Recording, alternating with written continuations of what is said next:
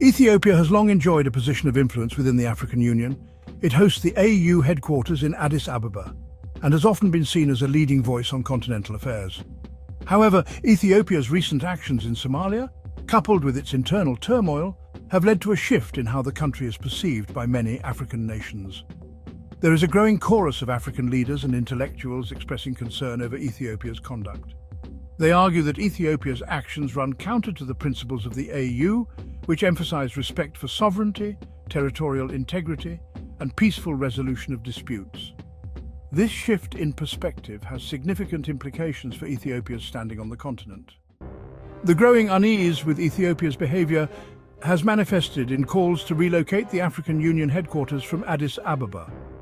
This sentiment has been echoed by various member states who feel that the current location no longer represents the unity and shared values of the African Union.